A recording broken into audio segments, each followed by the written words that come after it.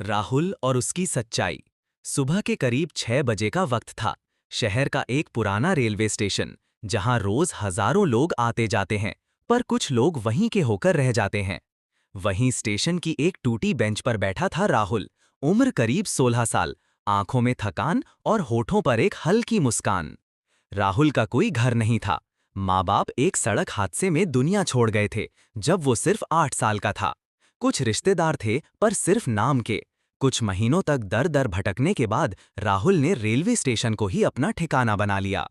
वो स्टेशन पर झाड़ू लगाने से लेकर प्लास्टिक की बोतलें बेचने तक जो भी छोटा मोटा काम मिलता ईमानदारी से करता। पर जो बात सबसे अलग थी, वो कभी भी झूठ नहीं बोलता था और कभी किसी से भीख नहीं मांगता था। स्टेशन के कई लोग उसे जानते थे और कई यात्री भी उसे पहचानने लगे थे। रात को जब स्टेशन खाली हो जाता तो वो एक कोने में बैठकर पुराने अखबार और फटे पुराने किताबों के पन्ने पढ़ता जो उसे कूड़े से मिलते थे। उसे पढ़ने का बहुत शौक था। वो कहता था, जब कुछ पास नहीं बचा तब किताबों ने ही साथ निभाया। एक फैसला जो बदल गया उसकी जिंदगी। एक दिन की बात है। प्लेटफॉर्म नंबर 3 पर एक बुजुर्ग यात्री अवस्थी जी अपना पर्स और एक थैला भूल गए। उसमें हजारों रुपए थे और कुछ जरूरी दस्तावेज। राहुल को वो थैला मिल गया।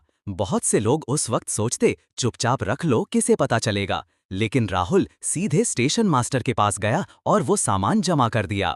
शाम को अवस्थी जी जब घबराते हुए लौटे तो उन्हें स्टेशन मास्टर से पता चला कि एक लड़के ने उनका सामान लौटाया है। वे तुरंत राहुल से मिले। बेटा, तू जानता भी नहीं था कि वो थैला कितना कीमती था। राहुल मुस्कुराकर बोला, साहब, जो मेरा नहीं है वो मैं कभी नहीं रखता। अवस्थी जी उसकी आंखों में सच्चाई देख चुके थे। उन्होंने पूछा, पढ़ते क्यों नहीं हो? राहुल ने धीरे से कहा, पढ़ना तो बहुत चाहता हूं, पर पेट भरने के बाद ही पढ़ा जाता है साहब। नई शुरुआत। अवस्थी जी एक रिटायर्ड स्कूल प्रिंसिपल थे। उस रात वे राहुल की बातें सोचते रहे। अगली सुबह वे फिर स्टेशन आए और राहुल से कहा, बेटा, मेरे साथ चलो, मैं तुम्हें घर ले जा रहा हूं। अब से तुम्हारा घर वही होगा। राहुल चौंका, पर उनके चेहरे में सच्चाई थी। वो उनके साथ चला गया। राहुल को साफ कपड़े मिले, एक बिस्तर और 3 समय का खाना। पर उससे ज्यादा जो चीज उसे मिली वो थी सम्मान और पढ़ाई का मौका। पास के सरकारी स्कूल में दाखिला हुआ। राहुल ने दिन रात पढ़ाई की। उसे अब जिंदगी का मकसद मिल चुका था। संघर्ष और समर्पण।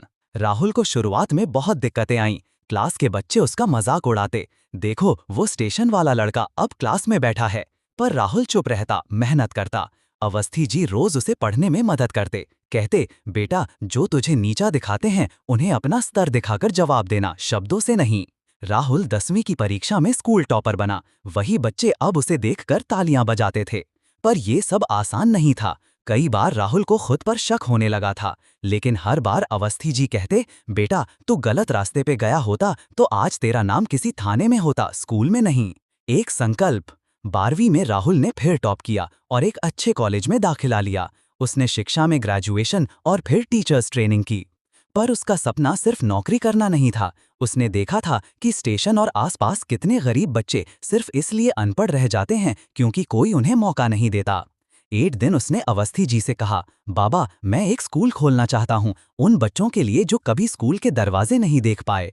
अवस्थी जी ने खुशी खुशी अपनी जीवन की बचत उसे सौंप दी। बेटा, ये जो मैंने तुझे दिया है वो अब तू दूसरों को देना। सच्चाई पाठशाला। राहुल ने एक पुरानी इमारत किराए पर ली, कुछ दान से फर्नीचर खरीदा और सच्चाई पाठशाला की शुरुआत की। पहले दिन सिर्फ 5 बच्चे आए, लेकिन महीने भर में 50 हो गए। वो सुबह खुद पढ़ाता, दोपहर में बच्चों को खाना खिलाता और रात में पढ़ाई की प्लानिंग करता।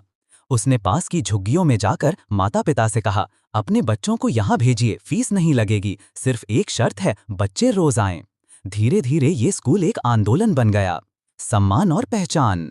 एक दिन शिक्षा विभाग की टीम ने निरीक्षण किया और राहुल की कहानी जानकर दंग रह गए। उन्होंने राज्य स्तर पर राहुल को युवा शिक्षक रत्न सम्मान दिया। राहुल ने पुरस्कार लेते हुए कहा, मैं कोई महान नहीं हूं, मैं सिर्फ वो लड़का हूं जिसने अपने दर्द को दूसरों की ताकत बना दिया। अब उसका स्कूल एक ट्रस्ट बन चुका था। सैकड़ों बच्चे वहां पढ़ते हैं।